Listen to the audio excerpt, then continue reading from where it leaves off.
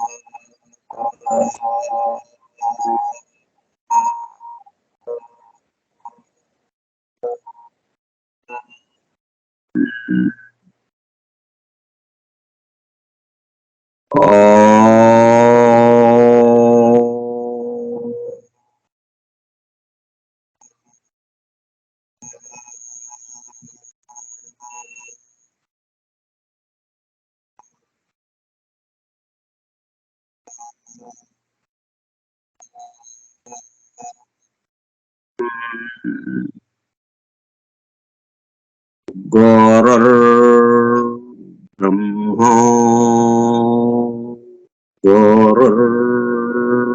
विष्णुः गुरुर्देवो महेश्वरः गुरुः साक्षात् परं ब्रह्म तस्मै श्री गुरवे नमः।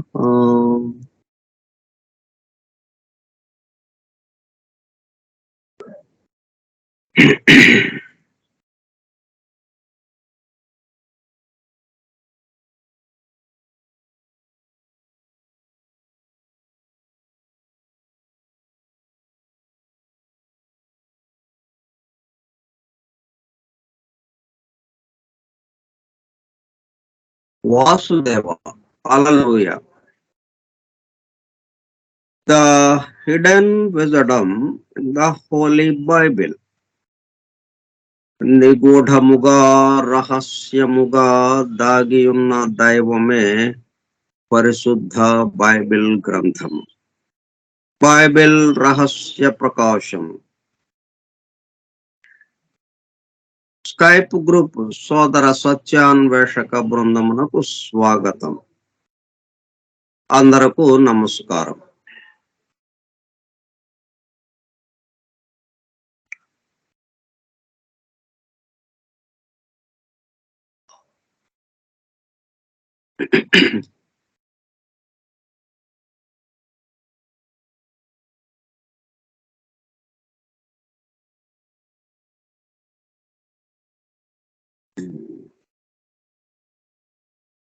రహస్యాన్ని ప్రకాశం చేయడం ఎలాగా అన్న పద్ధతి నేర్చుకోవడానికి ప్రయత్నం చేస్తున్నాం. అప్పుడేమవుతుంది, ఎక్కడున్నా కానీ ఒక్క బైబిల్లోనే అని కాదు, ఒక్క పవిత్ర గ్రంథం అనే కాదు, ఒక్క పురాణాలు, వేదము, ఉపనిషత్తులు, ఖురాను, గురు గ్రంథ సాహెబ్, ఇట్లా ప్రపంచవ్యాప్తంగా ఎన్నెన్ని గ్రంథాలు ఉన్నాయో అవి, దాంతోపాటు మన ఎదురుగా ఉన్నాయి సమస్తము. మనకి ఏది కనిపిస్తుందో, ఏది తెలుస్తుందో అన్నిట్లోనూ రహస్యముగా ఉన్నదేదో అది ప్రకాశం చేయటానికి మనం ప్రయత్నం చేస్తున్నాం. ఏదో కొద్దిగా ఒక దగ్గర దాన్ని రహస్యం, అక్కడ ఉన్న రహస్యాన్ని ప్రకాశం చేయటం కాదు. ఎందుకంటే ఈ రహస్యము మొత్తం ఎల్లడలా వ్యాపించి ఉంది. ఆ రహస్యం లేని ప్రదేశమే లేదు, చోటే లేదు. రహస్యం లేకుండా ఒక పదార్థము గాని, ఒక రూపము గాని, ఒక జీవము గాని, ఒక జీవుడు గాని, ఏదైనా సరే ఈ అణువు రహస్యం లేకుండా ఉందండి అన్నది లేదు. ఇంకా ప్రతి అణువు రహస్యంతో నిండి ఉన్నది. కాబట్టి ఇప్పుడు మనం చేస్తున్న ఈ అధ్యయనం ద్వారా రహస్య ప్రకాశం జరుగుతుండగా ఇంకా అప్పుడేమవుతుంది మనకి, ఎక్కడున్నా గానీ పట్టబయలు అన్నట్టు దిగంబరముగా అన్నట్టుగా, దిక్కులే అంబరముగా అన్నట్టుగా అయిపోతుంది. దిగంబరం అంటే ఏంటి అర్థము? దిక్కులే అంబరముగా, దిక్కులే మనకి దుస్తులుగా. దిక్కులే దుస్తులుగా అంటే మొత్తం మనకు దుస్తుగా ఉండిపోతుంది అన్నట్టుగా. అట్లా మనం అధ్యయనం చేసుకుంటున్నాం. ఒకదానికి పరిమితము అన్నట్టు కాకుండా, నిన్న మనం తెలుసుకునే విషయము అపరిమితము. కాబట్టి మనం తెలుసుకునే విధానం కూడా అపరిమితముగానే ఉండాలి. అట్లాగే చేస్తున్నాం మనం. ఓకే. ఇప్పుడు ఈ రహస్యముగా ఉంచడానికి గల కారణాలేంటి అన్నది చూస్తున్నాం. సరే, అంటే 2 రకాలుగా ఉంటాయి ఇవి. వ్యక్తిగతంగా ఆలోచించే వాళ్ళు కొంతమంది ఉంటారు. తన చుట్టూ ఉన్న వాళ్ళ కోసం ఆలోచించే వాళ్ళు కొంతమంది ఉంటారు. వీళ్ళకి ఆ రహస్యం అందజేయబడితే వీళ్ళిద్దరూ ఎలాగా స్పందిస్తారు? ఎలా ప్రతిస్పందిస్తారు? వాళ్ళ వాళ్ళ స్వభావానికి అనుగుణంగా ప్రతిస్పందిస్తారు. తన కోసం అన్నవాడేమో తన కోసం ఉపయోగించుకుంటాడు. తన చుట్టూ ఉన్న వారి కోసం అన్నవాడేమో తన చుట్టూ ఉన్న వారి కోసం ఉపయోగిస్తాడు. అందుకని కొంచెం జాగ్రత్త వహించారు. మరి ఎందుకంటే దీని ద్వారా కొన్ని శక్తులు రావడానికి అవకాశం ఉంది కాబట్టి. అయితే ఇక్కడ ఇంకొక విశేషం ఏంటంటే, మరి ఇప్పుడు బాహాటంగా వచ్చేసింది మనకి. ఇంకా రహస్యం లేదు ఇంకా. అనుభూతి చెందడమే మనం. విషయం మొత్తం వివరించేశారు. విషయంలో రహస్యముగా ఉంచడం అన్నది లేదు ఇంకా. సీక్రెట్ డాక్టర్ ద్వారా సమస్తము బాహాటం చేశారు, బహిర్గతం చేశారు. ఇంకా దాచుకున్నది ఏమీ లేదు, దాచిపెట్టింది ఏమీ లేదు. మనం అనుభూతి చెందడమే తరువాయి అన్నట్టుగా ఉంది. ఎందుకని అంత ధైర్యంగా ఇచ్చేశారు మరి? ఇందులో ఈ కలియుగంలో వ్యక్తిగతము అనేది ఇంకా చాలా ఎక్కువ పెరుగుతుంది మిగతా 3 యుగాల కన్నా. తన కోసం అన్నది చాలా చాలా ఎక్కువగా ఉంటుంది. అయినా సరే ఎంత ధైర్యంగా ఇచ్చేశారు మరి. ఏంటి అంటే, ఇక్కడ శక్తులు మనలో మేల్కొంటం అనేది అంతగా జరగదు ఈ కలియుగంలో. ఇక్కడ ఉన్న విశేషం. ఈ 3 యుగాల్లో జరిగినంత ఆ శక్తుల యొక్క మేల్కొల్పు, శక్తుల ప్రకోపము, శక్తులు మేల్కొనడము, మనలో అతీంద్రియ శక్తులు రావడం ఈ యుగంలో దాదాపుగా అసాధ్యం అన్నమాట. అందుకని అంత ధైర్యంగా ఇసిరి పారేశారు, రోడ్డు మీదకి వేసేసారు అంతే. ఏరుకోవటం ఇంకా. మనం ఈ కరోనా టైంలో విదేశాల్లో ఎక్కడో మొత్తం నోట్లు రోడ్డు మీద వెదజల్లారంట ఇంకా. అట్లాగా వెదజల్లేశారు అన్నమాట. నోట్లు వెదజల్లినా తీసుకున్నవాడు ఎవడు లేడు అక్కడ.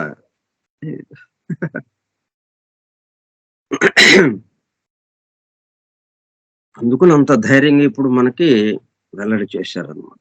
సరే, ఇప్పుడుది తర్వాత వద్దాం. ముందు అసలు వీళ్ళు ఎందుకు అలాగ రహస్యంగా ఉంచాల్సింది ఆ వరుసలో వద్దాం మనం. The necessity for this reservation becomes clear when the use to which modern man puts scientific discoveries is observed. అయితే ఇట్లాగా మనకి ఎందుకు చేశారండి ఇట్లాగా రహస్యముగా అని అంటే, మీకు ఉదాహరణగా మీకు వెంటనే అర్థం అవటానికి, మరి మోడర్న్ మ్యాన్ ఏం చేస్తున్నాడు? ఆధునిక మానవుడు తనకు అందినటువంటి ప్రకృతి రహస్యాలని ఏం చేస్తున్నాడు?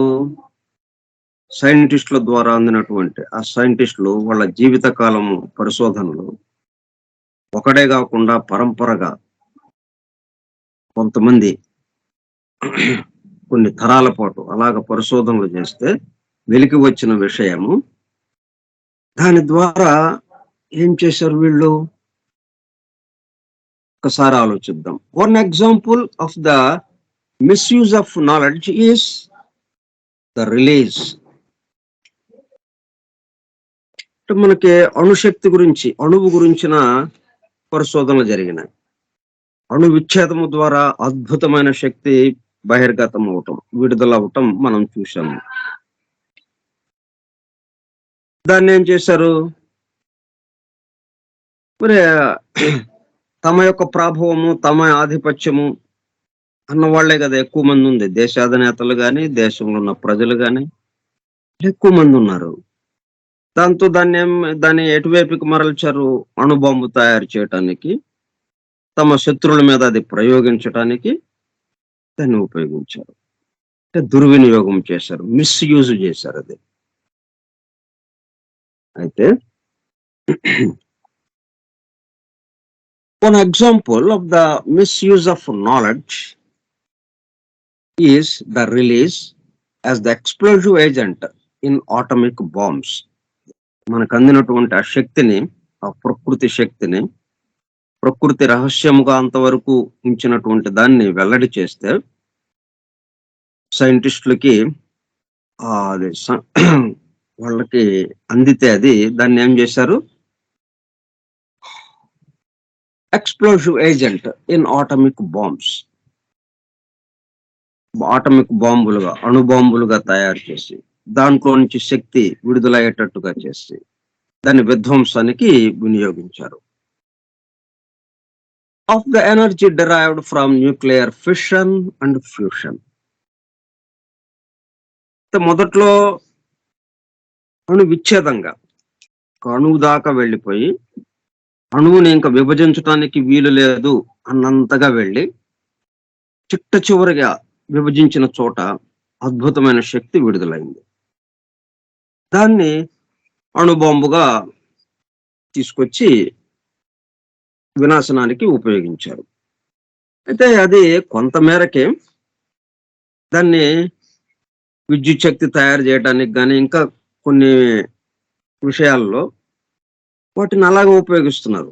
మానవాళి కోసం, మానవాళి సుఖంగా జీవించడానికి కావాల్సిన ఏర్పాట్ల కోసం అది సద్వినియోగం కూడా జరపబడుతుంది. దాంతో సద్వినియోగము జరపబడుతుంది, దుర్వినియోగం కూడా జరపబడుతుంది. అయితే తక్కువ మోతాదులో, సద్వినియోగమే ఎక్కువ మోతాదులో జరుగుతూ ఉంది. ఏమైనప్పటికీ దుర్వినియోగం చేయటం అనేది ఉంది కాబట్టి అందుకుని వాళ్ళ చేతుల్లోకి వెళ్లకుండా భద్రపరచబడింది ఇది సింబాలికల్ లాంగ్వేజ్ లో అనేది ఒక అభిప్రాయం, ఒక ఆలోచన. అంటే ఇప్పటి వరకు సీక్రెట్ డాక్టర్లు రాక ముందు వరకు ఉన్న పరిస్థితి అదనమాట. సీక్రెట్ డాక్టర్లు రాక ముందు వరకు ఉన్న పరిస్థితి ఏంటంటే సింబాలికల్ లాంగ్వేజ్ లో ఇవ్వబడ్డవి, సంకేతాత్మకంగా. ప్రవక్తలైనా కానీ అది చెప్పే విధానం అలాగే చెప్పారు. యేసుక్రీస్తు చెప్పిన పారాబుల్స్ లోనే చెప్పాడు. దృష్టాంతముగా,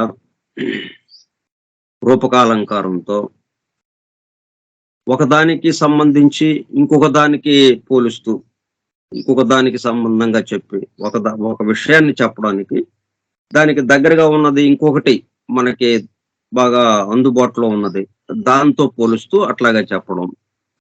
అట్లాగా ప్రవక్తలు అలాగే చేశారు, ఋషులు, మహర్షులు వాళ్ళకి అందిన గ్రంథస్థం చేయటంలో కూడా అలాగే చేశారు. వాళ్ళు దర్శించినవి ఇలాగా ఉంది.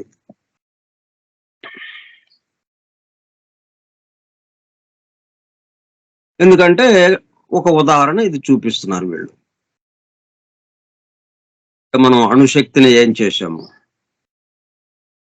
సద్వినియోగం చేసుకున్నప్పటికీ దుర్వినియోగం కూడా చేయబడుతుంది. ఇప్పటికీ కూడా ప్రపంచ వ్యాప్తంగా దాన్ని భయపెడుతూనే ఉన్నారు. ఉత్తర కొరియా అన్ని అణు పరీక్షలు చేస్తూనే ఉన్నాడు, వాడు వద్దంటున్నా కానీ. ఇంకా మిగతా దేశాలు కూడా చేస్తూనే ఉన్నాయి. అది మా దగ్గర ఉన్నాయని భయపెట్టి ఇతర దేశాల వాళ్ళు తమ చెప్పు చేతుల్లో ఉండేటట్టుగా చేయడం కోసం ప్రయత్నం చేస్తూనే ఉన్నారు. ఒక పక్కన అది జరుగుతూ ఉన్నది. కానీ దాంతో పాటు సద్వినియోగం కూడా జరుగుతూ ఉన్నది దీంతో. ముఖ్యంగా ఎలక్ట్రిసిటీ సంబంధించి ఉత్పాదనకి బాగా ఉపయోగపడుతూ ఉంది.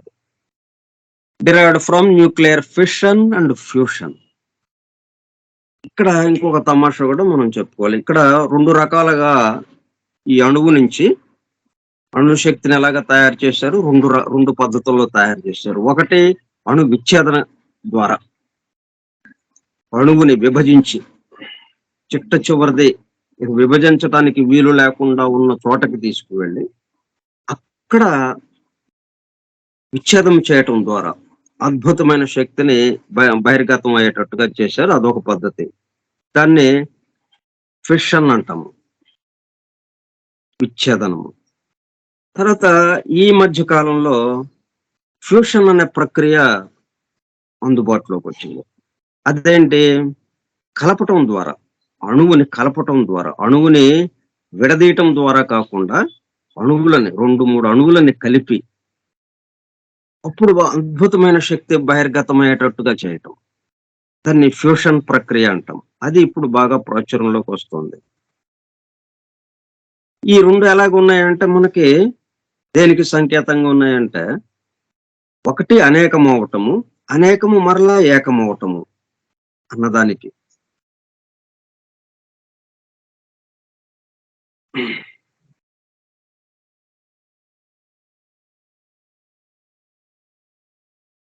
ఇప్పుడు ఒకటే అనేకము అవటం దాన్ని ఫ్యూషన్ ప్రక్రియ అంటే అణు విచ్ఛేదనం ద్వారా, విచ్ఛేదము ద్వారా. అణు విచ్ఛేదము అనే ప్రక్రియ అందుకే ముందు అది వచ్చింది. ఎందుకంటే ముందు వచ్చేది అనేకత్వం కాబట్టి, ఏకత్వం నుంచి అనేకత్వం ముందు వస్తుంది కాబట్టి ముందు ఆ ప్రక్రియ అందుబాటులోకి వచ్చింది. ఆ తర్వాత అణువుల కలయిక ద్వారా అద్భుతమైన శక్తి విడుదలవటం, ఫ్యూషన్ ప్రక్రియ. అది అనేకత్వము ఏకత్వానికి దారితీయటం. అంటే సృష్టిలో ఉన్నటువంటిది ఏదైతే ఉందో అదే ఇక్కడ మనకి అణువుకి సంబంధించినటువంటి అణుశక్తి బహిర్గతం అవడానికి కావాల్సిన ఏర్పాట్లకి అది ఉపయోగపడింది. ఆ పద్ధతిలో ఆలోచించటం వల్ల ఈ విధంగా ప్రమాదం పొంచి ఉంది కాబట్టి ఇది రహస్యముగా ఉంచబడింది అన్నది ఒక వాదన. సరే, recognizing that their discoveries belonged to the race, the philosophers and scientists of former days knew that such knowledge placed in general hands, and particularly in the hands of disruptive elements in society, could be extremely dangerous.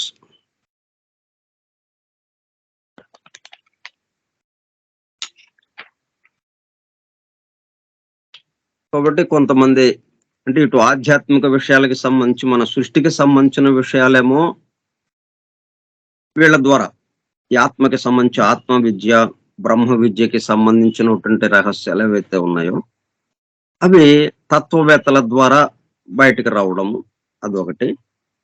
తర్వాత ఈ ప్రకృతిలో ఉన్నటువంటి ప్రకృతి రహస్యాలను ఛేదించి వాటిని మానవాళికి ఉపయోగపడేటట్టుగా చేయటం. అంటే అవి ఉపయోగపడేటట్టుగా చేయొచ్చు, దుర్వినియోగం చేసి వినాశనానికి ఉపయోగపెట్టవచ్చు. ఇట్లాగా ఈ ఫిలాసఫర్స్ కానీ సైంటిస్ట్స్ కానీ వాళ్ళు కొంతమంది ఏమి ఆలోచించారంటే ఇట్లాగా పడకూడని వాళ్ళ చేతుల్లో పడితే ఇటువంటి అద్భుతమైనటువంటి విషయాలు, అద్భుత శక్తులకి సంబంధించిన విషయాలు పడకూడని వాళ్ళ చేతుల్లో పడితే, అందుకే మన సినిమాల్లో కూడా చూపిస్తుంటారు. ఒక సైంటిస్టు ఒక గొప్ప పరిశోధన చేస్తుంటాడు. ఆ పరిశోధన గనక అది సక్సెస్ అయితే, విజయం పొందితే ఒక అద్భుతమైనటువంటి ఒక వస్తువుని తయారు చేయొచ్చు. అందుకని వీళ్ళు ఏం చేస్తారు, కొంతమంది వ్యాపారస్తులు వీళ్ళు వాళ్ళ చేతుల్లోకి పెట్టుకోవడం కోసం ఈ సైంటిస్ట్ ని తమ దగ్గర బంధించి, అతను కిడ్నాప్ చేసి తమ దగ్గర బంధించి ఆ పరిశోధనలన్నీ వీళ్లే తీసుకునేటట్టుగా అతను ఒత్తిడి పెట్టి ఆ పరిశోధన ఫలితాలన్నిటినీ వీళ్ళకే చెప్పేటట్టుగా, వీళ్ళు దాన్ని ఉపయోగించుకునేటట్టుగా అతన్ని ఒత్తిడి పెడతారు సైంటిస్ట్‌ని. సైంటిస్ట్‌కి ఇష్టం లేకపోయినప్పటికీ ఇది అందరికీ పనికొచ్చే విషయం. ఒకళ్ళ చేతుల్లో పెట్టకూడదని అతనికి తెలుసు. అయినా గాని ఆ ఒత్తిడికి తట్టుకోలేక వాళ్ళకి వెల్లడి చేయటం జరుగుతుంది. ఇట్లా మనం సినిమాల్లో గూడా చూస్తుంటాం. అందుకనే అటువంటి పరిస్థితి రాకుండా ఉండటానికి ఎట్లా జాగ్రత్తలు తీసుకోవాలని ఫిలాసఫర్స్ ఆలోచించారు, మహర్షులు ఆలోచించారు, ప్రవక్తలు ఆలోచించారు, మహాత్ములు వీళ్ళందరూ ఆలోచించారు. ఇంత క్రితం కాలం వరకు, పూర్వకాలం అంతా. ఈ కలియుగం రాక ముందు వరకు. అందుకనే ఇవన్నీ గూడా సేక్రెడ్ సింబాలికల్ లాంగ్వేజ్‌లో వ్రాయబడి ఉన్నాయి. అంటే రహస్యంగా, అంది అందనట్టుగా మనకి ఈ మొత్తం గూడా వచ్చినాయి. ఏ పవిత్ర గ్రంథం చూసినా, ఎక్కడ ఏది చూసినా గాని అట్లాగే సంకేతాత్మకంగా ఉండేటట్టుగా మనకి అందుబాటులోకొచ్చింది. ఎందుకంటే ఈ ప్రమాదాన్ని ఊహించి, దుర్మార్గుల బారిన పడకుండా, ఈ మానవాళిని ఇబ్బంది పెట్టే వాళ్ళ బారిన పడకుండా, మానవాళికి ఉపయోగించే వాళ్ళకి అందేటట్టుగా వాళ్ళు ఏర్పాట్లు చేసుకుంటూ వచ్చారు.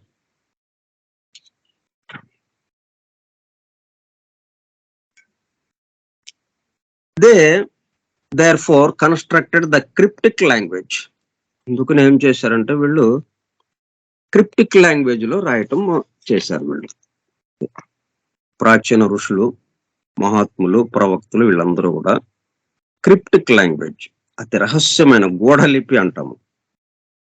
రహస్య గుర్తులతో రహస్యముగా ఉండి దాన్ని వివరించడానికి ఇంకొకళ్ళు అవసరం ఉంటుంది అన్నట్టుగా, అంత తేలిగ్గా కాకుండా అటువంటి గూఢ లిపిలో రాయబడి ఉందన్నమాట. అన్ని సంకేతాత్మకంగా అట్లా అందించారు మనకి. Cryptic language in which the inspired scriptures and mythologies of the world have been written. ఆ పద్ధతిలో వచ్చినాయి మనకి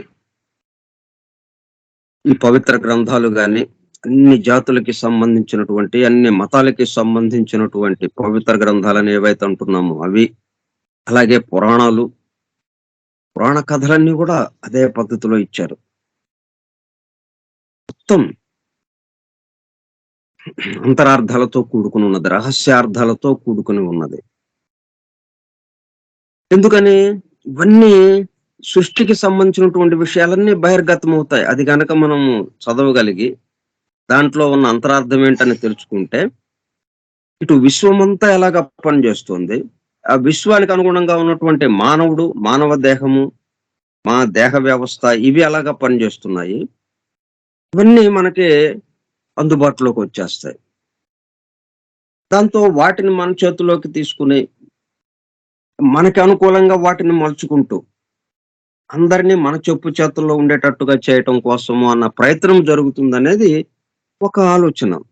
అందుకని అటువంటి ప్రమాదం లేకుండా జాగ్రత్తగా ఈ క్రిప్టిక్ లాంగ్వేజ్‌లో ఇచ్చారు. గూఢ లిపిలో, రహస్య లిపిలో రహస్యంగా ఉండేటట్టుగా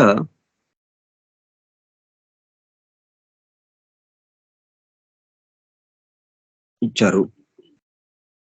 although founded in general upon historical events. మనం ఏ పవిత్ర గ్రంథం చదివినా, పురాణాలు చదివినా ఎట్లాగుంటాయి మనకి? హిస్టారికల్ ఈవెంట్స్‌గా ఉంటాయి. ఇప్పుడు బైబిల్ చూడండి. వరుసగా ఒకళ్ళ తర్వాత ఒకళ్ళు ఆ రాజులు ఎలా పరిపాలించారు, ఆ ప్రజా సమూహం ఎట్లాగా ఒక చోట నుంచి తరిమివేయబడ్డారు ఇంకొక చోటకి, ఎలాగో ఒక చోట నుంచి ఇంకో చోటకి మొత్తం ప్రజలందరూ అలా వలస వెళ్ళిపోయారు. ఎన్నెన్ని కష్టాలు అనుభవించారు. తర్వాత ఎవరెవరు రాజులయ్యారు, ఆ రాజవంశాలేంటి, వాళ్ళు ఎట్లా పరిపాలించారు. ఈ విధంగా ఒక చారిత్రకమైనటువంటి, చరిత్రకి సంబంధించిన విషయంగా మనకి ఆ సంఘటనలు, చారిత్రక సంఘటనల సమూహంతో ఉంది ఈ Bible. Historical events, general upon historical events. These narratives have under meanings and in some cases even a sevenfold significance.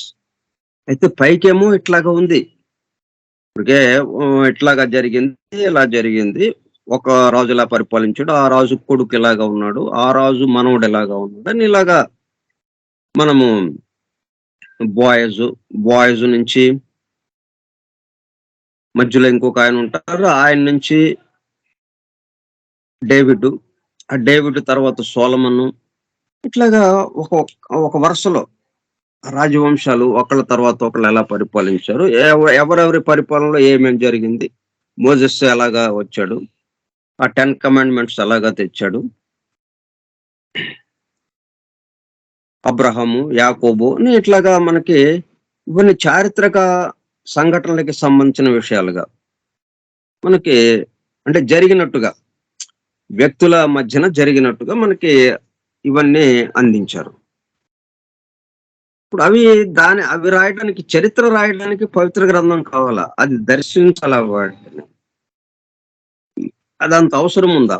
అటువంటి ఎన్ని రాజవంశాలు, ఎన్నెన్ని యుగాల్లో ఎన్నెన్ని రాజవంశాలు అంతరించిపోయినాయి. అవి పైకి వచ్చి అభివృద్ధి చెంది, రాజవంశాలు పుట్టి అభివృద్ధి చెంది తర్వాత అంతరించిపోయినాయి. ఎన్ని అంతరించినాయో లెక్కే లేదు. వాటి వల్ల మనకేంటి ఉపయోగం అవి చదివినందువల్ల? మరి ఎందుకు ఇచ్చారు అట్లాగా? హిస్టారికల్ ఈవెంట్స్ లాగా ఇచ్చారు దీంట్లో. అక్కడ ఉందన్నమాట విషయం. These narratives have under meanings. వీటి ద్వారానే ఇచ్చారు సృష్టి యొక్క రహస్యాలన్నీ. సృష్టి యొక్క పని ఎలాగ జరుగుతుంది, సృష్టి యొక్క విధానం ఏంటి, సృష్టిలో శక్తులు ఎలాగ పనిచేస్తూ ఉంటాయి, సృష్టి ఆవిర్భావం ఎలాగా జరిగింది, సృష్టి క్రమ పరిణామం ఎలాగా జరుగుతూ ఉంటుంది, క్రమాభివృద్ధి, మరలా లయం అవటం ఎట్లాగా, ఈ విషయాలు ఏవేవైతే ఉన్నాయో అవన్నీ కూడా వీటి ద్వారా తెలియపరిచారనమాట. పైకేమో మనకి ఒక రాజవంశము, ఆ రాజవంశానికి సంబంధించి పరిపాలన ఎలాగా ఉంది, తర్వాత ఆ రాజవంశంలో ఎవరి తర్వాత ఎవరు ఎలాగా పరిపాలించారు, ఆ పరిపాలనా కాలంలో ప్రజలు ఎలాగా ఉన్నారు, ఈ విషయాలతో మనల్ని బురిడి కొట్టించారనమాట. ఇదేంటి ఇవన్నీ ఈ కథలు పెట్టారు ఇక్కడ అని. మన పురాణాలు చూసినంతే కదా, రాజులు వాళ్ళ పరిపాలన. ఇప్పుడు మనకి భాగవతంలోకి వెళ్ళామనుకోండి, మనకి చాలా ఎక్కువగా కనిపిస్తాయి భాగవతంలో. మనకి ప్రియవ్రతుడు, ఉత్తానపాదుడు, ఇద్దరు అన్నదమ్ములు ఉన్నారంట. ఉత్తానపాదుడు, ప్రియవ్రతుడు, ఇద్దరు అన్నదమ్ములు ఉన్నారు. వాళ్ళు ఇట్లా రాజ్యాన్ని పరిపాలించారు అని ఇలాగా మనకి కథలు వస్తాయి.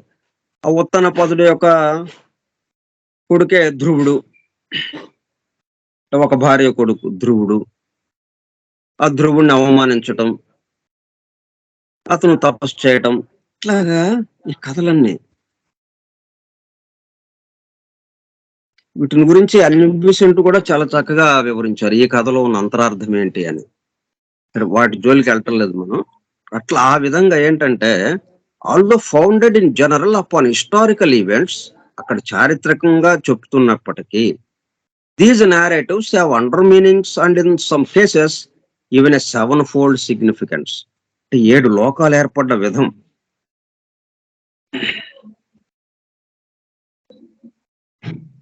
రూపము జీవము అని మనం అంటున్నాం కదా. ఈ ఉత్తానపాదుడు ఏంటి, జీవానికి సంబంధించిన ప్రతినిధి, రూపమానికి సంబంధించింది ప్రియవ్రతుడు. అందుకే ఆయన 7 లోకాలు, ఆయన యొక్క రాజ్యాన్ని 7గా విభజించి మళ్ళీ వాళ్ళ కుమారులకి ఆ రాజ్య పరిపాలన చేయమని ఇస్తాడు, రాజ్య పరిపాలన అధికారాన్ని ఇస్తాడు. అంటే ఆ కథల ద్వారా ఇక్కడ ఏం జరుగుతుంది, ఈ సృష్టి ఏర్పడ్డ విధం, సృష్టి ఎలా జరుగుతూ ఉన్నది, వాటి యొక్క విషయాలన్నీ వీటి ద్వారా చెప్పుకుంటూ వచ్చారన్నమాట. అదే సమయంలో మన దేహంలో మనం ఊపిరి పీల్చి వదలటం, అలాగే శిరస్సు మొదలుకొని పాదం వరకు ఉన్న అవయవాలన్నీ ఎలాగా పనిచేస్తున్నాయి ఒకదానికొకటి సహకరించుకుంటూ, ఆ విషయాలన్నీ కూడా ఈ కథల్లోనే ఉన్నాయి. అందుకే మనం భాగవతం గనక జాగ్రత్తగా పరిశీలిస్తే, ఈ గైనకాలజిస్ట్‌కి సంబంధించి అంటే శుక్ర శోణితాలు కలిసి బిందువుగా ఏర్పడ్డ దగ్గర నుంచి ప్రసవింపబడే వరకు ఆ పిండం యొక్క ఎదుగుదల, క్రమాభివృద్ధి చక్కగా వర్ణించి ఉన్నారు ఆ కథల్లోనే. ఒక్క కథ ఆ పిండం యొక్క అభివృద్ధిని, ఒక్కొక్క నెలలో ఆ పిండం ఎలాగ అభివృద్ధి చెందుతూ ఉంటుంది. అవన్నీ ఆ కథల్లోనే అంతర్లీనంగా ఇచ్చేశారనమాట మనకి. ఇప్పుడు మనం ఈ పిండం యొక్క ఎదుగుదల ప్రారంభం నుంచి 9వ నెల నిండేదాకా, ఆ ప్రసవింపబడేదాకా వీళ్ళు అన్ని స్కాన్‌లు జేసి మన మెడికల్ కాలేజ్‌లో చెప్తున్నారు వాళ్ళు. ఈ పిండం ఇలాగ పెరుగుతూ ఉంటుంది. ఇలా పెరుగుతూ ఉంటుందని. అవన్నీ ఆ కథల్లో అక్కడున్నాయి చక్కగా. దాంతో పాటు ఇప్పుడు జీన్స్ ద్వారా వ్యాధులొస్తున్నాయనేది ఒకటి. అదొక శాస్త్రము బాగా ప్రాచుర్యంలోకొస్తుంది. ఇప్పుడు బాగా అభివృద్ధి చెందుతుంది. ఇప్పుడు జీన్స్ దగ్గరే నొక్కేయాలని. జీన్స్‌నే సరిజేసేసుకుంటే మనం రోగాలు లేకుండా వచ్చేయొచ్చు అని జెప్పి ఇట్లాగ ఆలోచిస్తున్నారు. కానీ అట్లాగా కాకుండా అంటే మనం మానవుడికి ఏది అందినా గాని ఈయన రాంగ్ వే ఎళ్ళిపోతుంది. అక్కడ వచ్చింది బాధ. ఎందుకంటే మనం వ్యక్తిగతంగా ఆలోచించేవాళ్ళం. అందుకని మనకి ఏ ఆలోచనొస్తుంది? తప్పుడు దారిలో వెళ్ళే ఆలోచనే వస్తుంది మనకి. ఏ రహస్యం అందినా గాని. ఇప్పుడు జీన్స్ రోగకారకాలని ఎందుకు పెట్టుకుందక్కడ? వీడు అనుభవించాల్సిన విషయం అక్కడ ఉంది. అక్కడ అది లేకపోతే వీడు ఎలాగ అనుభవిస్తాడు? మరి ఈడు ఎందుకు అనుభవించాల్సొచ్చింది? మరి కర్మఫలం మరి వీడే తీసుకొచ్చింది. కర్మ అంతకుముందు చేసింది వీడే గదా! చేసిన కర్మకి తగినట్టుగా మరలా ఆ ప్రతి కర్మ మరి వాడు ఆ కర్మ ఫలాన్ని అనుభవించాల్సిన అవసరం ఉంది గదా! ఆ కర్మ ఫలం అనుభవింపజేయటానికి ఈ జీన్స్ ద్వారా వాడిలో ఎప్పుడు ఏ సమయంలో, ఎప్పుడు ఏ అవయవానికి ఏ రోగం రావాలో అది అట్లాగా నిర్ణయింపబడింది. ఇప్పుడు దాన్ని మనం తీసేస్తే మరి ఈ కర్మ ఫలం ఎట్లా అనుభవించాలి? అప్పుడది అదేం జేసుకుంటుంది? ఆ కర్మ ఫలం ఊరుకోదు గదా! వాడి బిరడా కొట్టేసాము. ఇక్కడ ఈ జీన్స్ ద్వారా కాకుండా. అప్పుడు ఆ కర్మ ఫలం ఏం జేస్తుంది? ఇంకో రూట్‌లోకెళ్ళిపోతుంది. ఇప్పుడు దోమలు ఏం జేస్తున్నాం మనం? దోమలు రాకుండా దోమలు ఎట్లాగ వస్తున్నాయి? మురుగు కాలువల వల్ల వస్తున్నాయి. అంటే పారుదల లేని కాలువల వల్ల వస్తున్నాయి. మనకు తెలుసు గదా! అది నిలవ నీళ్ళు వల్ల నీరు నిలిచి ఉండడం వల్ల దోమల యొక్క వ్యాప్తి పెరుగుతూ ఉన్నది. మనం ఏం చేయాలి? దోమల్ని చంపాలా? నిలవ నీరు లేకుండా చేసుకోవాలా? నిలవ నీరు లేకుండా చేయటం మనకి చేత కాదు గాబట్టి, మనం ఏం జేస్తున్నాం? ఈ దోమల మీద యుద్ధం ప్రకటించాం. అవేం జేస్తున్నాయి? ఇక సైజు పెంచుకుంటున్నాయి. మనం ఏదైతే ప్రయోగిస్తున్నామో దాని మీద, దానికి ఆహ్, దానికి నిలబడేటట్టుగా అది ఆ శక్తిని పెంచుకుంటా వచ్చేస్తా ఉందది. అట్లాగా మనం ఏం జేస్తున్నాం ఇక్కడ? ఇప్పుడు ఈ జీన్స్‌లో ఇదుంది. మనమేం చేయాలి? ఈ కర్మఫలాన్ని అనుభవించాల్సిన అవసరం లేకుండానే భుక్తరహిత తారక రాజయోగాలు ఎన్నో ఉన్నాయిక్కడ. మనము మన యొక్క ఆలోచన విధానంలో ఈ సృష్టికి సంబంధించినటువంటి అమరిక, కూర్పుని అవగాహన చేసుకొని, తద్వారా నా కోసం అన్న దగ్గర నుంచి, నా చుట్టూ ఉన్న వారి కోసం అన్న భావనతో మనం కదిలితే అవన్నీ ఎళ్ళిపోతాయింక. మొత్తం రహితమైపోతుందది. అనుభవించాల్సిన అవసరం లేకుండా. అంటే ఆ పద్ధతిలో వెళ్ళాలి మనం. కానీ అట్లాగా లేకుండా మనము అసలు ఇవి రోగాలు రాకుండా చూడాలి అంటే పెద్ద పెద్ద రోగాలొస్తున్నాయి ఇప్పుడు మనకి. ఇంకా వీటిని జీన్స్‌లో గూడా వీళ్ళు ఏలు బెట్టారంటే, ఇంకా మనము రాబోయే రోజుల్లో ఇంకా ఎంత ప్రమాదకరమైన విషయాల్లోకి వెళతామో ఆలోచించండి. అందువల్ల అందుకని వీళ్ళేం చేశారంటే, ఈ సీక్రెట్ డాక్టర్‌ల ద్వారా మొత్తం బాహాటంగా సృష్టి యొక్క అమరిక, కూర్పు తెలిస్తే చాలు. ఎక్కువ మంది దీటి నుంచి బయటపడతారు. దాంట్లో శక్తులు వచ్చేది ఏమీ లేదు. ఇట్లా తెలుసుకున్నందువల్ల, ఈ అమెరికా కూర్పుని ఈ పద్ధతిలో తెలుసుకున్నందువల్ల మనలో శక్తుల యొక్క ప్రకోపం ఏమీ ఉండదు. అతీంద్రియ శక్తులు, అద్భుత శక్తులు మనలో చేరడం అనేది ఉండదు. మనం ప్రశాంతంగా హాయిగా ఆ ప్రేమమయ జీవులుగా మారిపోతాము. ప్రేమతో సేవా త్యాగము అన్న విషయాలకి అన్న దానికి సంబంధించిన ఆలోచనలే మనకు వచ్చేటట్టుగా అయిపోతుంది. అందుకని బాహాటంగా ఇచ్చారన్నమాట. సరే, మిగతా విషయాలు మనం రేపు చెప్పుకుందాం. అంటే మనం ఇక్కడ ఈ జాఫ్రీ హాడ్సన్ ఏ పద్ధతిలో వివరిస్తున్నాడో అక్కడతో మనం ఆగకుండా, ఆయన చెప్పినంత వరకే ఆగకుండా, మనము ఈ మధ్య కాలంలో మనకు అందినంత మేరకి ఇంకా దాంట్లో లోతైన అర్థం కూడా ఏంటుందో మనకు అందినంత మేరకి అది కూడా వివరించుకుంటున్నాము. రెండుగా మనకి సాగుతూ ఉన్నది. జాఫ్రీ హాడ్సన్ ఇచ్చినటువంటి విషయము, దాన్ని మరింత మెరుగు చేసుకుని, ఇంకా తేలిక చేసుకుని, మనం ఎక్కువ ఇబ్బంది, ఎక్కువ కష్టము లేకుండా తేలిగ్గా ఈ దైవానుభూతి పొందటం ఎట్లాగా అన్న దానికి దారి తీసేటట్టుగా మనం ఈ అధ్యయనం చేసుకుంటున్నాం.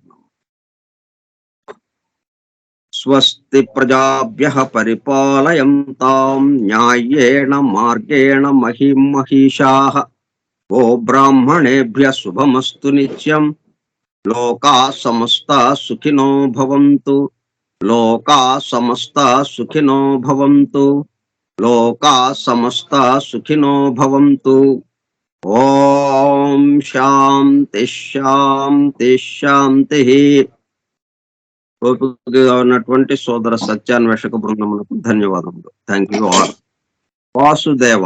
హల్లెలూయా. Thank you sir. Vasudeva. Hallelujah.